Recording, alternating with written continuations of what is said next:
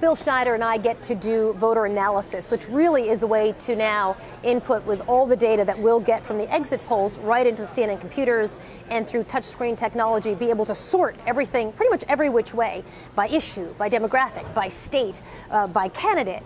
And so we can break down very quickly when we get new information about who is leading in which state. We'll be able to immediately sort through and figure out the why. We kind of answer the question, well, why is someone winning or losing? We can figure it out with the exit poll data.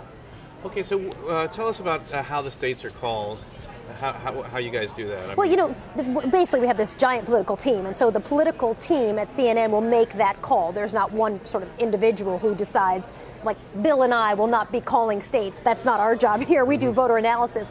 But what's critical for us is that once a state is called, they'll start turning to us, because then we can, through all the different categories that we sort, men, women, African-American men, African-American women, young people, older voters, you name the category, we call them all, we can cover them all. We're able to sort through and say, okay, well, why did McCain take this state or Barack Obama take this state? Why did they win? Why was that message able to get out? Who were the voters who put that person over the top? So to some degree, once a state is called is when our work begins. What are some of the questions that, I mean, you don't know the results, so it's hard to say what's going to be most interesting, but what are you looking for tonight? I'm curious to know on the Republican side, John McCain, and how much of the Republican base voted for him. I mean, people who went to the polls, independents, did they vote for John McCain? Obviously, they were fighting over the independent vote. How did they break out?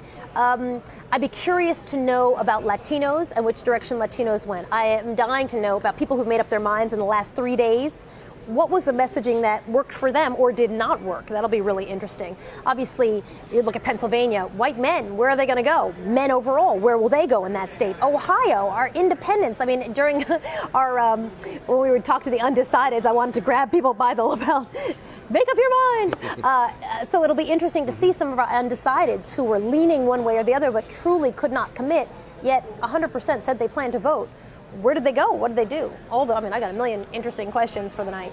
So Soledad, you don't remember, but I met you many years ago at ZDTV in San Francisco in the dawn of the web years. Can you believe it? It's amazing. So, but you know David Borman was the executive in charge there, and he's the executive in charge here. So in fact, you know the hologram technology, right? Yeah, well, no, I've heard about it. I got to check it out. It is so cool, but that's what we were doing with Dev Null. Oh, my God. That's Dev Null, but with a human being. Yeah, 12 years later. I remember that. Same guy. So tell us, fast forward, in terms of digital media, television, multimedia, this election, over this 10 years that you've been covering things, and the participation of young people, too, and older people. This is, in a way, maybe one of the first real digital elections, perhaps. Yeah, I think you're right, and I think you certainly see it in young people reaching out and using technology. I mean, there is a reason that Barack Obama has a very engaging Facebook page, because he knows he's trying to reach all these young viewers. And even John McCain has 610,000 friends, more or less, on his page. They get it. The young voters are there, and that those young voters really know how to use technology.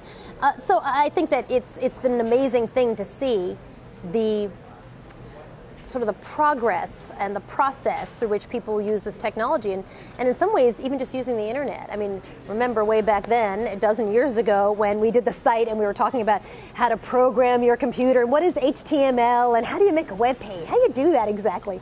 And now what we've seen is kind of an extension of the same thing, like-minded people getting together in order to have conversations, have dialogue, argue about things, and really coalesce around a cause.